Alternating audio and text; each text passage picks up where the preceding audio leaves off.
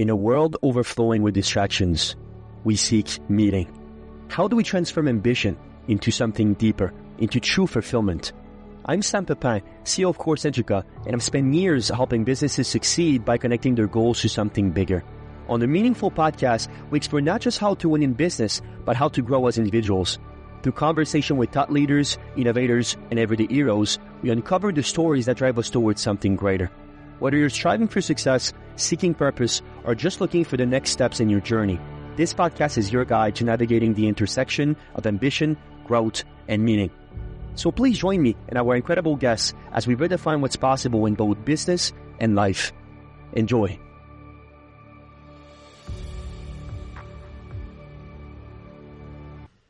Balance is not something you find, it's something you create. Welcome to the Meaningful Podcast. I'm your host, Pepin. Today we're exploring 3 transformative themes: the art of listening as a superpower, the balance between linear and circular thinking, and how harmony shapes success.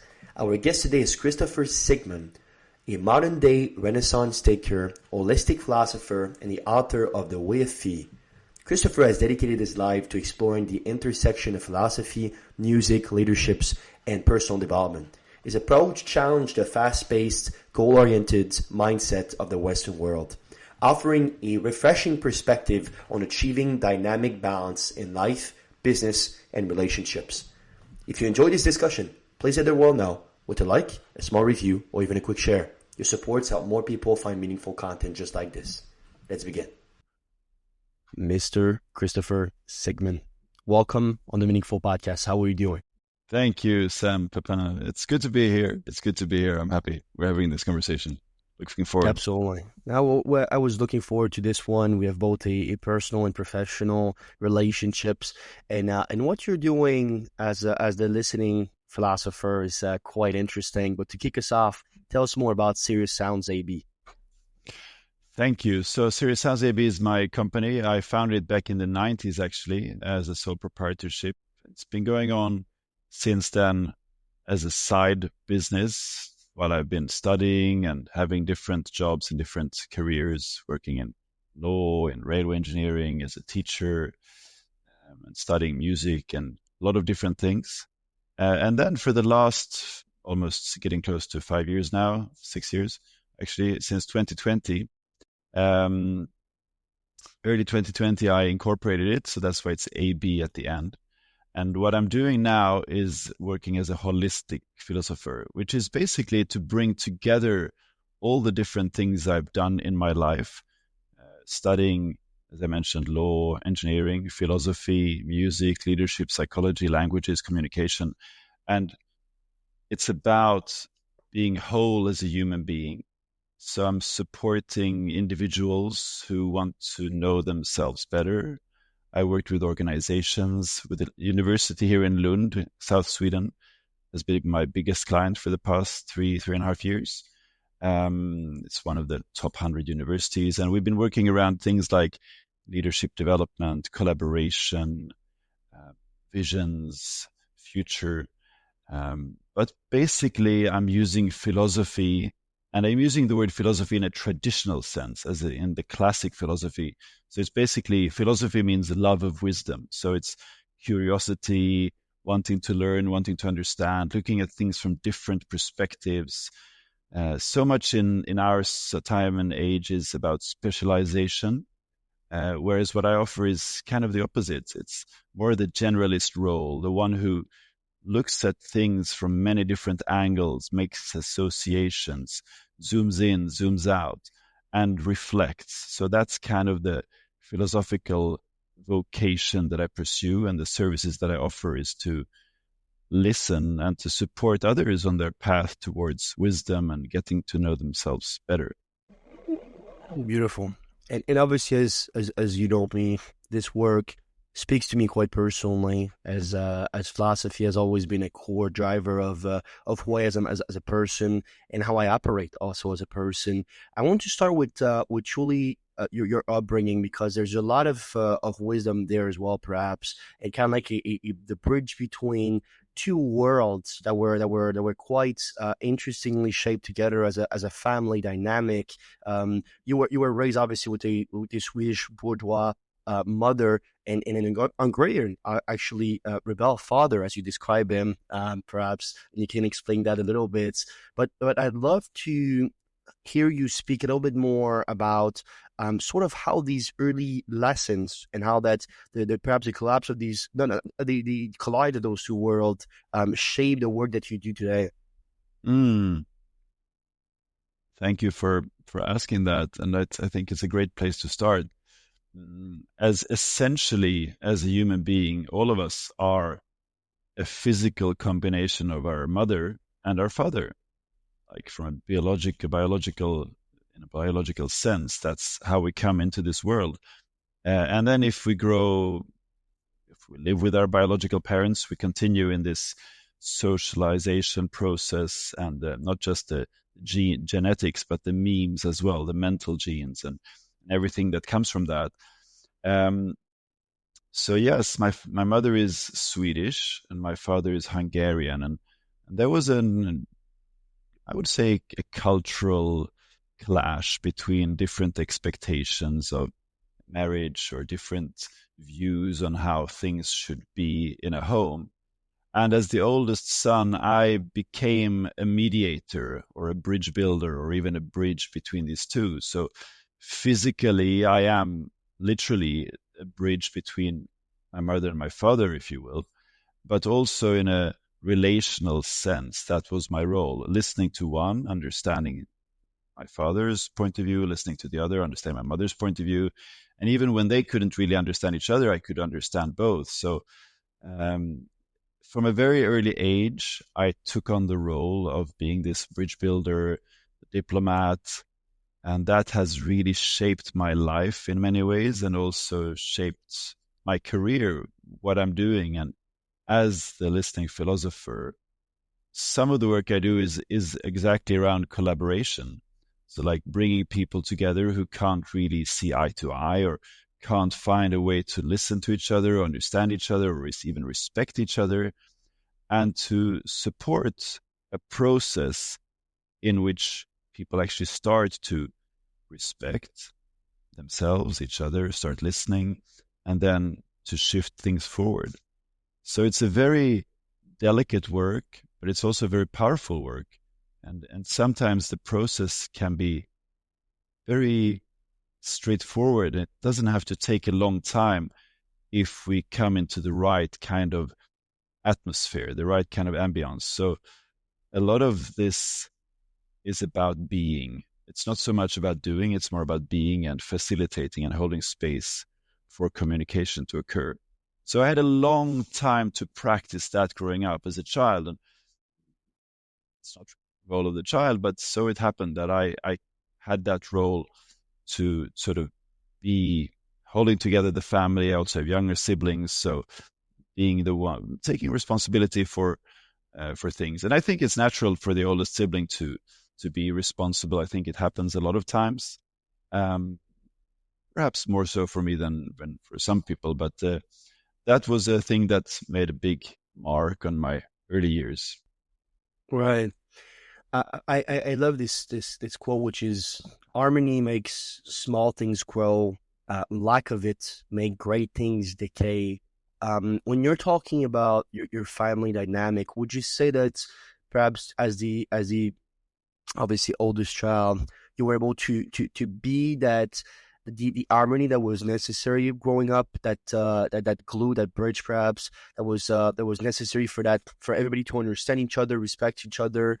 Tell me more about how basically your work as not only a listener, but it seemed like an implementer of that wisdom, of that kind of like, I suppose, bridge was necessary for your own well-being, but the family well-being as a whole.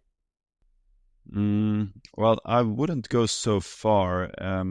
As a child, I mean, to some extent, I think I contributed to the harmony of the family, but that has really taken quite a long time, many, many years as an adult to work through these different issues.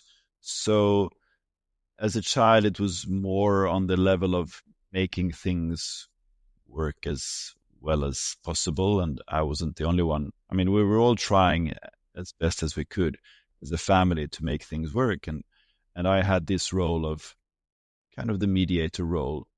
But it's more that that sort of set the stage. And then as an adult, I've been working through those issues, those things. Because as growing up, one of the things that happens is this imprinting that we get from our parents and from school and from our friends and whoever else we spend time with. Like, we're imprinted with a lot of ideas, both positive and negative, like how to solve conflicts. Typically in most families, some emotions are taboo. It could be anger. For example, in some families, you're not allowed to be or show anger. In other families, it might be grief. You're not allowed to cry. Or it could be fear, like, oh, we don't show fear here. Or it could even be joy or love. Sometimes, like, we don't show our emotions. It doesn't. It's quite often so that one or more emotions are like, we don't go there. It's kind of this taboo area. And in order to become harmonious, I think it's absolutely necessary that we uncover and allow all emotions to have their place in ourselves, and in extension also in our relationship with others. And so that process has taken me quite a few years to arrive at a place where I can actually be feeling scared, angry, sad, joyful, harmonious, and loving. So that once I have now cultivated this in me, then I can also offer it to others. But that's a long journey. Mm, makes sense. Makes sense. And it seems like all your life you had a passion for learning and creativity, and perhaps kind of like a Renaissance type of life, perhaps. And when you're diving deeper into your academic journey, it was quite diverse actually. It was something that was I suppose contributing to your holistic spirits and understanding of the world and approach to life and work. It seemed like obviously you had discipline across the art class, philosophy, music, which I heard you say it earlier in this conversation quite a bit, but also engineering, law, psychology, all the humongous topics in which are obviously big enough for one to build a career within. But it seems like those diverse interests contributed to now the person you are and you became and the work that you're doing. Tell me more about why it was important for you to not only cultivate this curiosity, but just to spend your life to study all these various topics. Mm. Yeah, so it wasn't planned that way, but it happened that way. And it's like the Danish philosopher Søren Kierkegaard says that it's funny with life because while you have to live it forward, you will understand it backward. So many things are only clear in hindsight. For example, now that I started this company, I can see how the different things fit together. But for a long time, that wasn't clear. The first time I had this experience was actually in my early 20s when I was traveling around the world in 80 weeks, as it were. And I spent 4 months in India. And I had my first epiphanies, first realizations about how my life fit together. A sense of being here and now, a sense of seeing that all the things that had happened before, they just made sense, like tributaries leading to this great flowing river, which is my life. So that experience came fairly early. I was 21. And then since then, well, after that, there were a few years of basically just enjoying the flow of life. And then after that, I embarked on my academic journey, starting with philosophy, which was the only subject that I felt that I could relate to when I was looking through the catalog. In those days, there wasn't internet as much as now. So I was looking through the catalog for the university in Stockholm. It's like, oh, philosophy. Well, I can relate to that. So let's start there. And then I studied more philosophy, and then one thing kind of led to the other. My father suggested, oh, mathematics is good. And then he suggested law is good. It's like, okay, maybe it is. Um, so I gave that a chance. And it was really driven by curiosity, but also by kind of challenging myself, because law wasn't really what I expected I would be studying. And having studied it, for me, law was very interesting from a theoretical point of view. I'm much more interested in law from a theoretical point of view than from the practical application of it. So from a philosophical point of view, like how should society be governed? What is a just society? You know, what should be written in law and what should not be written in law? You know, is it good to have a lot of laws, or is it better to have few laws, for example? And then also things like ethics: what is right, what is wrong, crime and punishment. Is it right to incarcerate people, or not? And so it leads into some really interesting topics.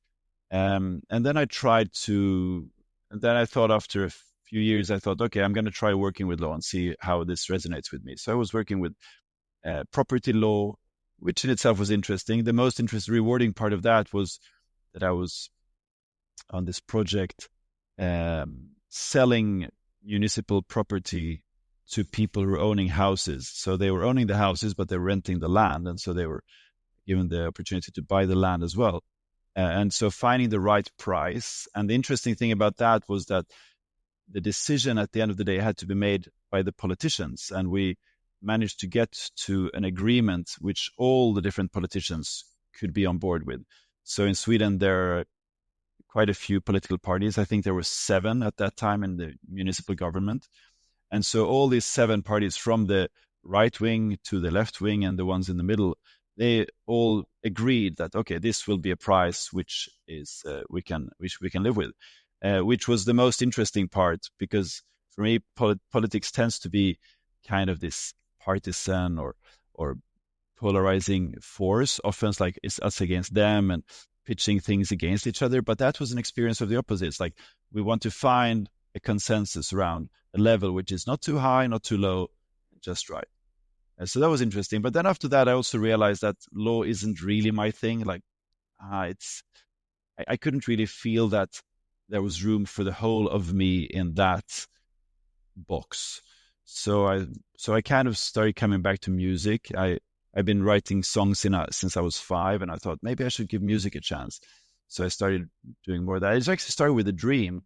I was sleeping, and then I woke up with this music playing in my ears, like jiggy jiggy jiggy jiggy jiggy jiggy jiggy jiggy, like violins, and that gave birth to a symphony that I wrote, classical music, and then that in turn led me to pursuing that for a few years, and went to study music theory teaching at the Royal College of Music in Stockholm, during which time I composed a lot of classical music. And that was a great experience in many ways also. Again, the music theory, but working with great musicians. I would write something, the notes, and give them the sheet music, and then they would play it. I even conducted a piano piece that I wrote, piano or concerto with a piano and an orchestra. And again, it was great for a time. And then I felt that I need to move on. And so I thought, maybe I can work with law combined with music. So I worked with that for a while, copyright management. And then it's like, no, that wasn't really it. And then I thought, maybe I will be a railway engineer. Because when I was very young and I was in Budapest, in Hungary, I used to enjoy so much going on the different modes of transport in that city, great municipal transport. So I did that for a while. And actually, I had a career as a railway engineer for 8 years. But again, after a while, the box became too small. It's like I tried all the different versions of railway engineering, being out in construction, being a consultant, being representing the owners of the infrastructure. I was a manager for 3 years. And then it came to a point where that didn't, I felt like I had done what I came to do, and I was ready for the next step. And then by a very fortunate series of events, I came to a place where I could transition into starting this company. And while I was working as a railway engineer, I kind of had this sense. Sometimes people would look at me and go like, "Who are you? You're 40 years old, and what? You're a railway engineer. You're a lawyer. You're a musician. What are you doing? What is this? What kind of career are you building for yourself?"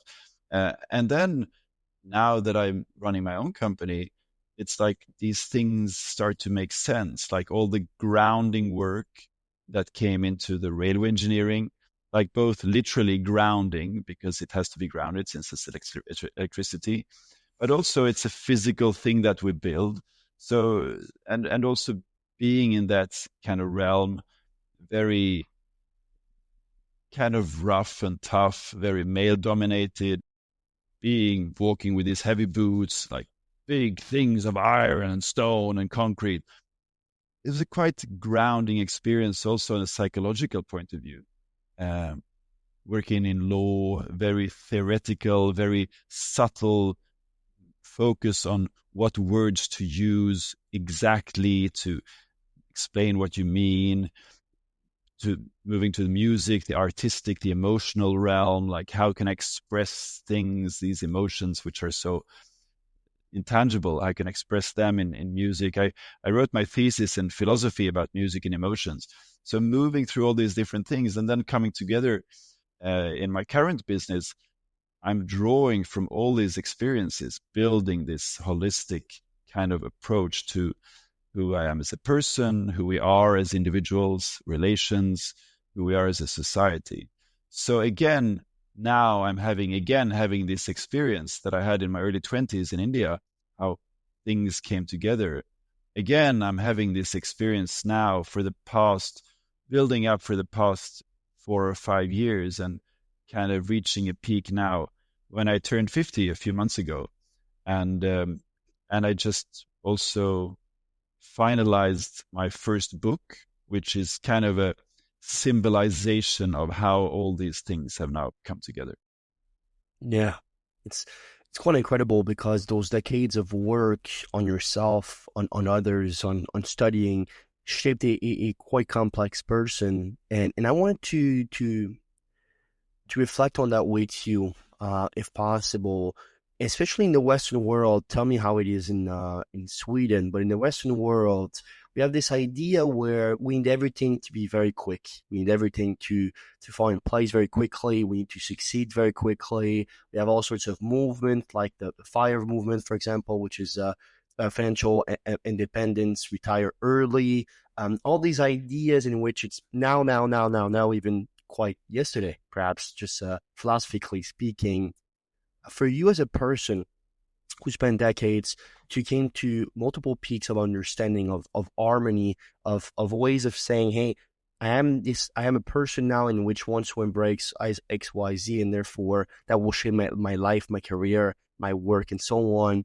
What would you say to perhaps your younger self that may have these rushes of contemplating this idea in which they were going too slowly, or perhaps they were lost, or how would you I suppose advise somebody much younger but that might want to have a life as complex and as intellectually guided as yours? Oh, well, I would say that first of all, this sense of things should be fast is very present here in Sweden as well. I mean, the whole Western world, both North America and Europe, it's kind of the similar zeitgeist in many ways, I would say. And Sweden is often imitating the US quite a lot in many ways. But I think it's one of the symptoms of a society which is out of balance. And more than ever, I think what we really need is to find and cultivate balance, inner balance in ourselves, first of all, and then that will also move into society. Because I think the only way we can implement any real changes around us is if we start with ourselves. So, as an example, these days, sustainability is a hot topic. Um, no pun intended, or so. But still, it's like sustainability. And what does it even mean? Like, and how can you work with sustainability when you're stressed as an individual? Like you're running from one meeting to the other, and I think it's there is like this inconsistency. It's like, oh, I'm late for my yoga class. I'm gonna run to my meditation class now. Like we need to slow down. Like, and really, and I would like to invite us actually right now, Sam, and to the listeners as well, to just take a few moments to just pay attention to the breathing. Like right now, how is the breathing right now? Just allowing whatever breathing is going on. And there is no rush, because the only time which we can ever experience is here and now. And there is always time for that. And so by cultivating a firm anchor in the here and now, then our perception really starts to shift.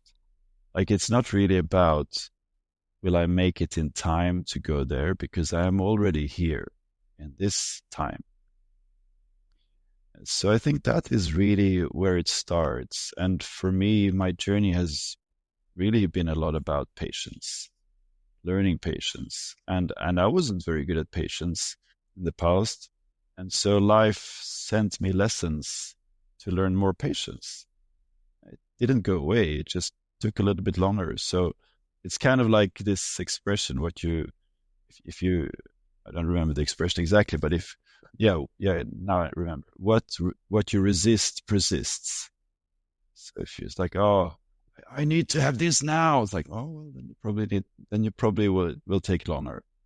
But the more we can sort of relax into the flow of things, even when that is painful, and it comes back to these emotions we talked about before, like how deeply can I trust the flow of my life? If there is pain in this body, how can I relax into that without trying to sedate it and run away from it? Same with emotions. Like if there are these emotions, or like right now, there is this truck outside. That's where the light is flashing. Okay, so there's something is flashing up here in my body. What's that? It's painful. Oh, it's uncomfortable. How can I just allow that to be whatever it is? Not indulging into it like, oh, I'm gonna suffer forever. That's not the point. But more like, how can I just accept the present moment as it is? And so, in order to come back into balance, as I said before, I think our society is out of balance, and has been increasingly so for a long time. In order to come back into balance, I think we need to cultivate what I call dynamic balance, which is not always one or the other. I mean, in some situations, speed is called for. It makes good sense to do something really quickly, be really like fast and assertive, like we have to go there now. But that can't be the situation all the time, because then we burn our candles from both ends. We also really need the time to stop and reflect and breathe and just be present. And to cultivate dynamic balance is about exploring both of these, what I call the linear, which is about setting goals, going from A to B, making that money or reaching that career goal or whatever it might be, like want to go there. And on the other hand, what I call the circular presence, being here and now, just being with no goal, or like purpose oriented. And once these two can exist in harmony, then we get to dynamic balance, which I use this symbol of the Greek letter phi, which is a circle with a vertical line through it, to illustrate. And that is not the same as a static balance. A static balance is kind of always the same. Like if we imagine we stack rocks on top of each other, they will lie there. So it's like, that's it. But the dynamic balance, it means that we have to be alive and present, and like, what does the situation actually call for? Some situations call for patience, stillness. Some situations call for action, assertiveness. And here is another interesting aspect of time. because there is this word timing. So it's about when is the right time to do something. So finding these three, the linear, which is really about, if we talk about it in terms of time, the linear is all about the time which can be measured by a clock, the past, the future, the arrow of time, the present moment, the circular time. It's about the present moment, the eternal time, that which is beyond timelessness, what we can experience perhaps when we feel that time flies, or oh wow, has that already been 2 hours? You know, this expression we have sometimes that time is sort of fluid and flexible, and it's not really the same. Our experience of time can be very, very different. You know, if we're very cold and we're just waiting for the bus, compared to like we're really enjoying ourselves, time that passes is very different. So that's an everyday example of how this works. And then the timing, like when is the right time to use it?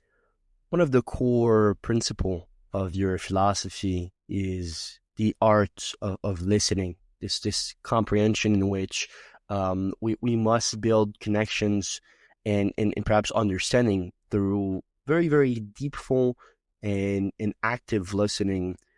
When you're thinking about your philosophy of listening, one thing that was always quite striking to me is you describe it as an art form, which I never heard anyone else in my life describe listening as an art form.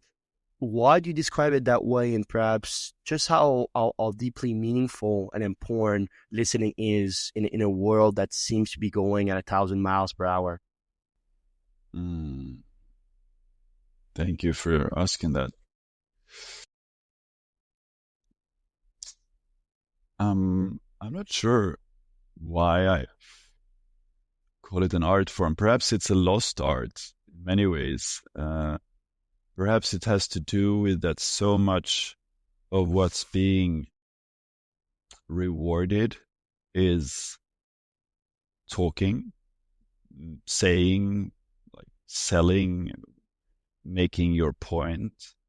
Um, and then the listening side of it is kind of devaluated as the receptive. It kind of it's like this the dichotomy between the male and the female principles, which we can see in so many ways. I mean, this this polarization is ubiquitous.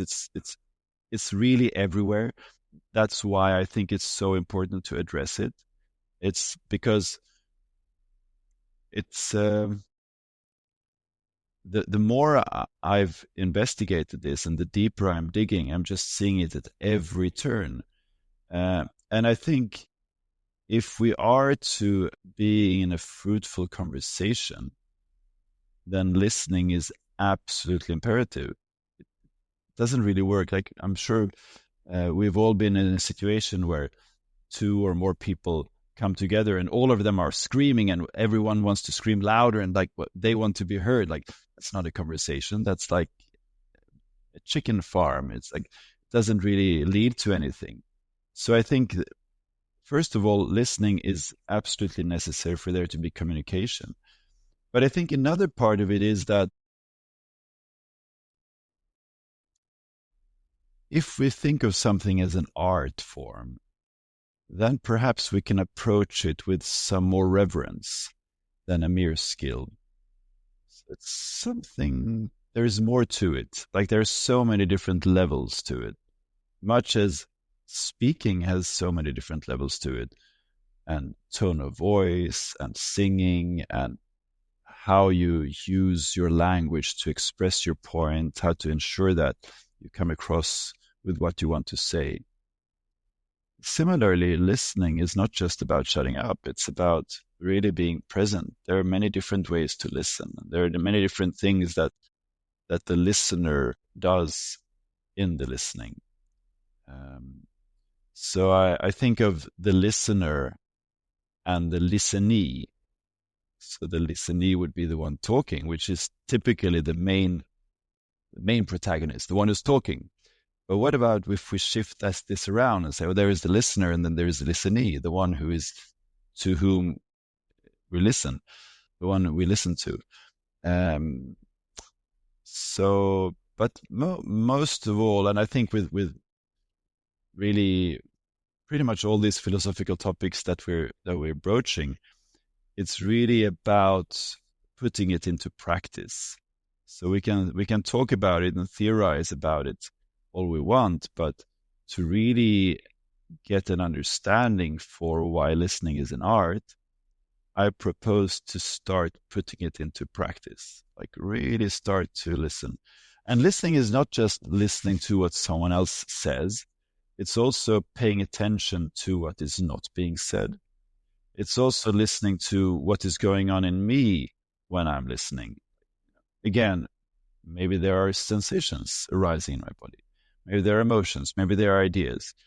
What are those? Am I judging the other person right now? Okay, is there a conversation in me which is judging the other person while I'm listening? Or am I actually able to be present and listen for the gold, the nuggets of gold which are being said?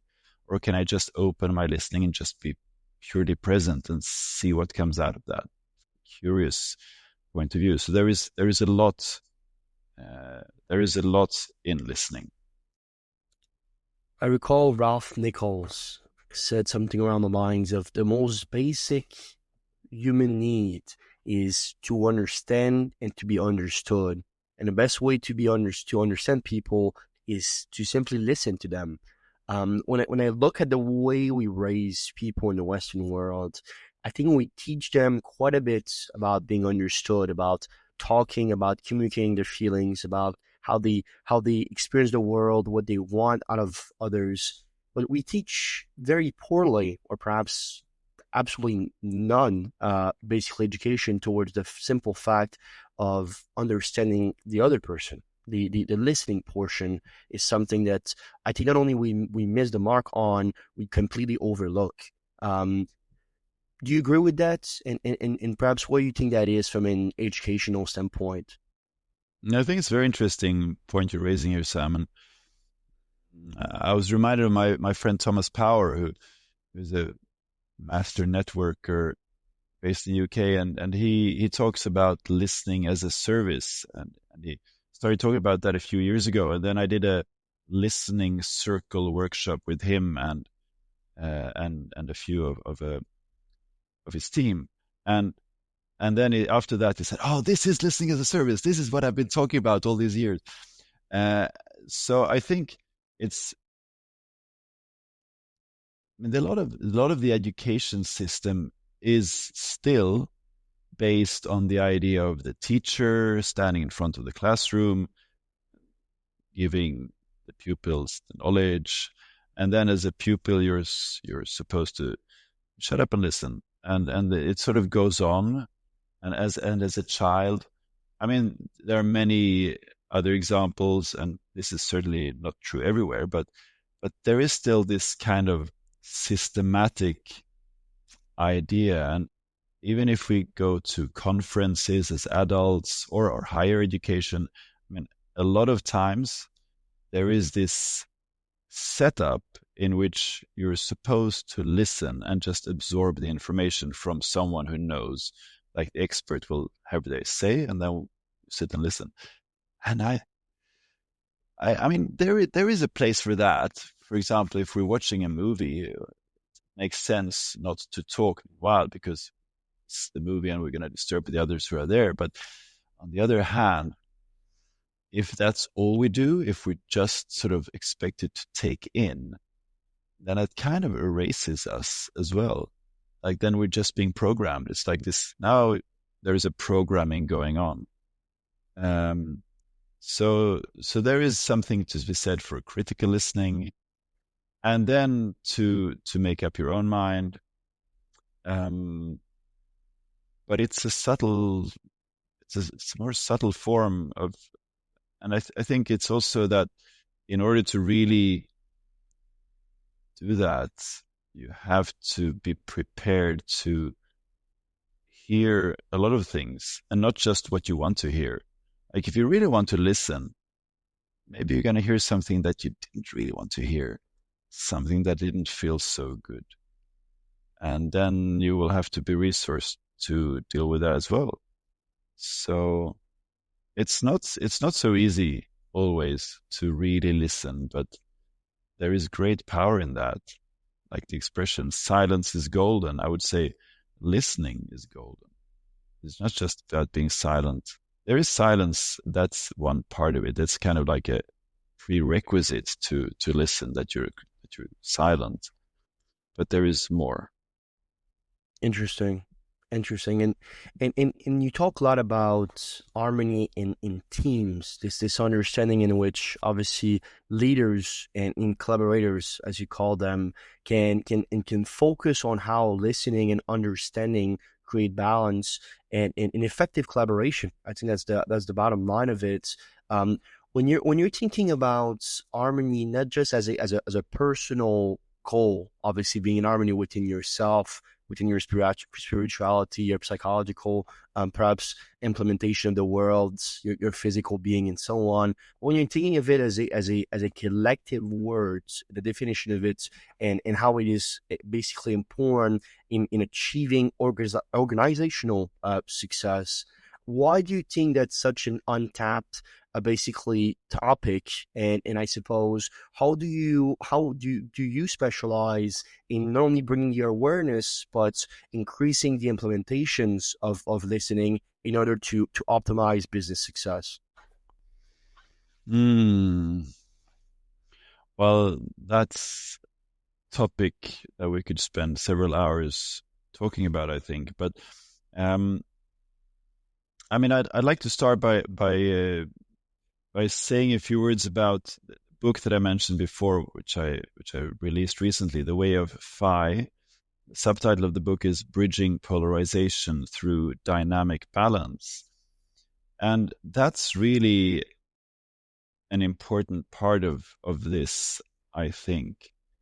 Um, because if we are going to run a successful company or be successful in any endeavor uh, going forward in the world as it is now and as it's moving towards, there is so much uncertainty, there is so much unknowns that the old paradigm of running things, which is more like machine oriented, I think is not really working anymore, especially if we take into consideration that more and more people require purpose from their lives. It's not enough to just say, "Oh yeah, I don't really care what I do, but I make a lot of money, so I'm just gonna put my head in the sand like an ostrich." But for most people, it's like it has to be purpose oriented somehow. And what is purpose? I mean, purpose at the end of the day, it's this question, why? Why am I doing this? It's an existential question. And so I like to ask my clients that question, why are we doing it? And not just like in the big sense, like why are we running this business, but why are you here right now? So if I ask you that question right now, Sam, like why are you here right now? The reason I'm here right now is I believe there must be a platform bridging the gap in the understanding of what is professional and personal growth. And I hope this podcast will serve as a place where we have incredible conversation, which can not only inspire in the theoretical sense of the term, but also in the practical sense of the term, people to live more meaningful lives. Hmm. Thank you. Glad to hear that. And Hmm. and doing it with you is an incredible pleasure. And talking about the way of Phi, and this book is one that I'm really looking forward to diving deeper into it once I receive it. We had a little bit kerfuffle with Canadian post offices. It's another big topic, but The way of Phi truly, and the way you describe it is a radical new path to self-discovery and transformation, which hearing you for obviously hours now from our personal conversation on this podcast, I can not only believe that, but I think it's definitely going to be right on topic and right on, I suppose, the subject of what it is to transform yourself in the world. But more philosophically speaking, you were talking about the fact that the book was kind of like the epitome, this understanding where you turned 50 and now this book was able to be released from a more personal standpoint and I suppose in a more professional standpoint. What does that the book truly mean, and how do you position yourself towards the fact that organization can utilize that book as an introduction to your work and beyond? Thank you. Um, so I think what I'm doing with the book is to both build on several time-tested philosophies and uh, several contemporary thinkers, and then adding something new to it. So it's kind of bridging. I use the word bridging in the subtitle of the book, bridging polarization, and I use it in both the literal and a metaphorical sense. I once went to a research conference talking about bridges. I made a poster presentation um, on bridges as means and metaphor to solve problems.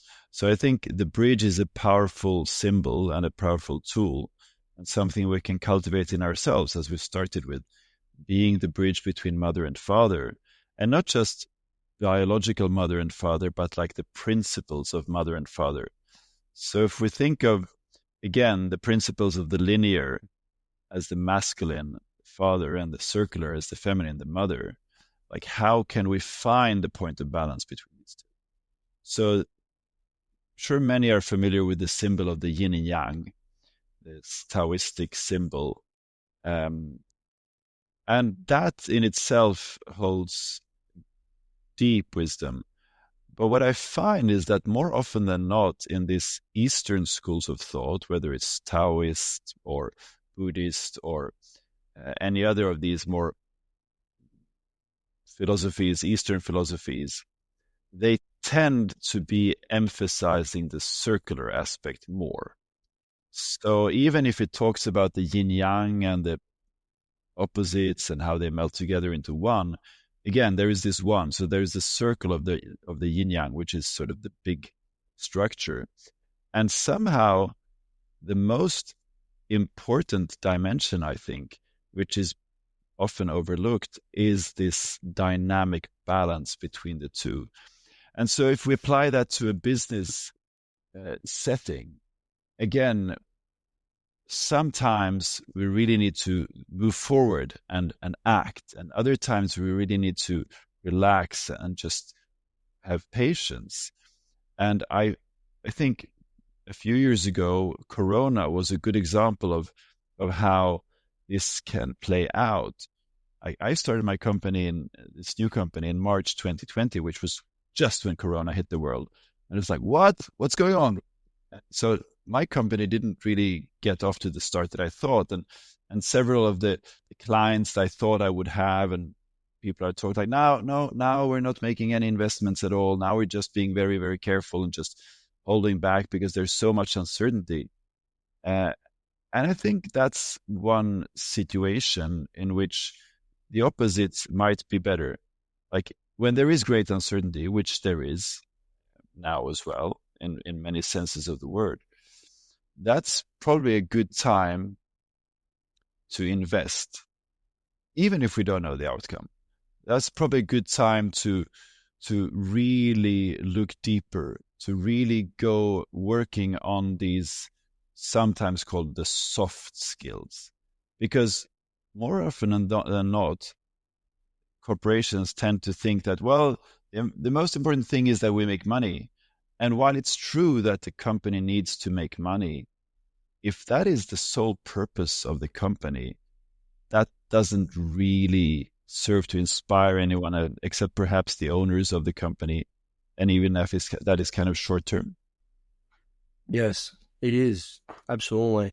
And when you're taking obviously capitalism as a concept, and in business also as a concept, is money, and to a certain extent is a it's basically an understanding in which we want to have profits, and from the profits we can obviously live, have perhaps employees that we can make live also. We have shareholders that we need to give a positive return to. There's definitely a big money aspect, but I think you're definitely right in pointing out how important and how we are slowly but surely shifting to this understanding that making money is fantastic, and everybody should appreciate making money. You should respect money. Don't love money, as that is a sin, but respect it for what it is, and accept it, and perhaps even manifest it in your life. There's absolutely nothing wrong with that.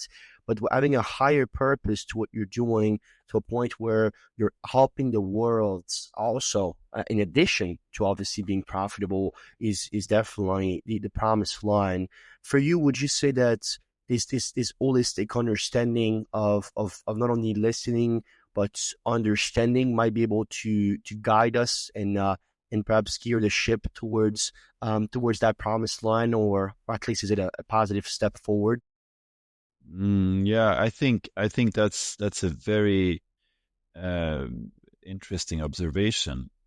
Um, to both make money and to celebrate that as something good, because it offers us opportunities to do things, to help ourselves and others to do more of the good, Yes. but also to put it in context, like so we don't turn into the dragon who's just lying on the treasure and becoming harder and harder in the scales, but like actually like, okay, well, now we have these resources, now we can do something really good with it, and I think our relationship to money is a really important topic.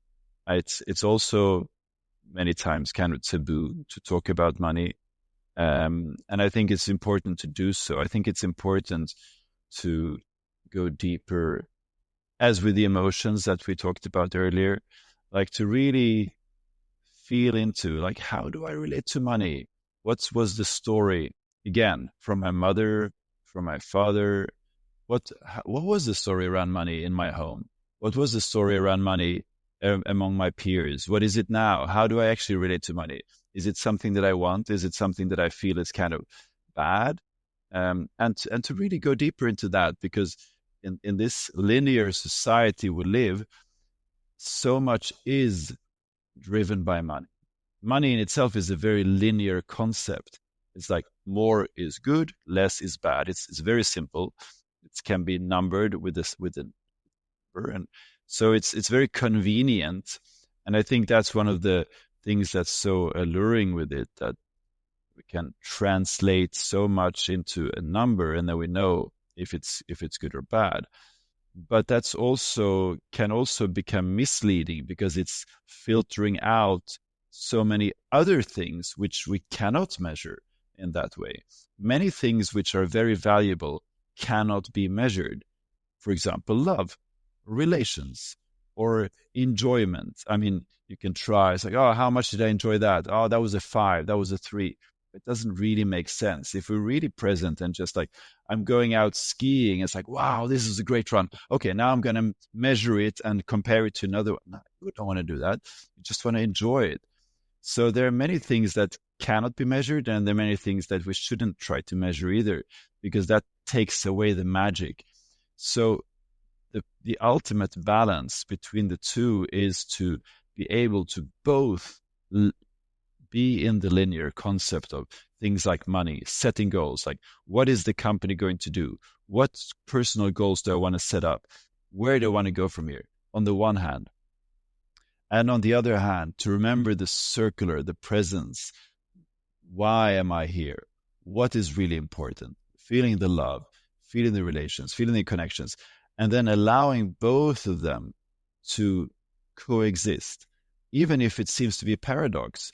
Paradox is necessary if we're going to go deeper into life. And I like to say that I want to work with people who are willing to count to three and beyond. And that means if you are willing to count to three, then you're willing to not fall into the either or mentality, this or that, us versus them, left versus right. Politics is a great example where it's really prevalent, but in many situations, it's easy to fall into this us versus them mentality, and that's a limiting. That's actually a one-dimensional way of thinking because it's more or less. If we think of one dimension, we can have one number, and that shows if it's more or less, if it's right or left, up or down. And as soon as we go to three, if we count to three, then with 3 points, we can actually illustrate an area, a surface. We can make a triangle. And then that's a qualitatively completely different realm. It's like if we are three people in a conversation, that is a qualitatively very different possibility that opens up compared to when there are only two. So counting to three and beyond. And I'm talking about that in the book also. And it's very practical, it's very applicable, and then things can start opening up, and then life becomes so much richer, and then possibilities become so much richer, so that we're not trapped in this way of thinking that just looking at the metrics, just looking at this one bottom line, because that is a very limiting way of looking at the world. But to really open up to the richness, to the fullness of this human experience, because it's such a beautiful thing to be a human. It's such a beautiful thing, all these experiences that we can have, and being in different kinds of complex social relations. And there is so much to be said for that. So opening the mind and opening the heart also when we are thinking of business, because at the end of the day, what is business? Well, that's probably what we do with our lives, or at least we invest a lot of time and energy into doing something. So let's make it really worth our while. Absolutely. And joy is so important to bring balance to that between chaos and order. It's something that is actually very, very necessary, because when you're losing sight of the enjoyment of happiness and what it means for you and the world around you, you're very, very, very slowly drifting away from not only yourself but from the objective you had, and therefore the person you want to become. And I think Carl Jung was the one saying that the privilege of a lifetime is to become who you truly are. And that is such a quintessential thoughts of how I live my life and how I invite others to live their lives, because that is the promised land. Promised land is not only more comes in your bank account. That can be great if that's the person you become while doing such things. But having goals and whys that transcend the mere monetary aspect of life and the mere one-dimensional aspect of life is so crucial. Christopher, when you're thinking about practical wisdom and tools for cultivating harmony and balance, what are some actionable advice that you give people to apply some of those principles and therefore very simple habits, if you can, and to kind of like encourage mindful living and in ways in which our listeners can very, very, very effectively, after listening to this podcast, become more balanced individuals?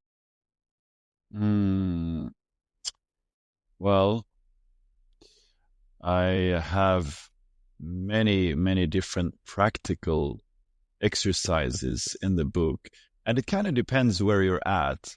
I would say for most people, um, it's about embracing more of the circular.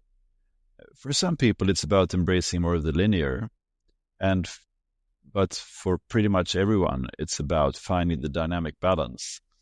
But this is usually a process in several steps. Um, One very practical thing is to slow down, take a few moments, and pay attention to the breathing every now and then. Just a few times a day can do wonders. Take time to walk in nature. Like the next time you have a meeting with someone, why don't do it as a walk and talk? Ideally in nature. It could be a park or a forest or by the seaside or by a lake. So to engage the physical body. And another thing is to start seeing ourselves as whole, rather than seeing that we're damaged and we need to be fixed. Instead, let's see that we are whole human beings. We are beautiful as we are. And if we approach it from that way, and that's again the circular perspective. The linear is about, I need to fix this in order to. The circular is much more about, well, everything is already as it should be. So how about that? Enjoy it. As you said, joy is such an important part. I like to think in terms of threes. So for me, my 3 words of possibilities are inspiration, harmony, and play. Originally, they were inspiration, harmony, and joy, and then it shifted into play. So play, that's kind of where life comes to life, if you will. But yeah, involving the body, involving the playful side of things. Like, where is the play? Where is the joy? Where is the, stop taking yourself so seriously. I mean, you're going to die anyway, so. In all things, balance is better. Christopher, Sigmond, it was an absolute pleasure to have you on the Meaningful Podcast. Thank you so much for sharing some words of wisdoms. The Way of Phi, obviously available on Amazon and a lot of other platforms. Please check it out if this message resonates with you. And I would love if you can have some last words of wisdom for our audience, please. Thank you so much, Sam. It's been a great conversation. I enjoyed it. Well, for my last words of wisdom, then I will put that into a song. We gotta get united. We gotta give it all away. We gotta see who takes whoever, I swear. Loneliness is leaving. We gotta get united. We gotta give it all away. We gotta see who takes whoever, I swear. Loneliness is leaving now. Thank you for spending your time with us today on the Meaningful Podcast. If you enjoyed this episode, please leave a review or share it with someone who could benefit from it. And always remember, your story matters.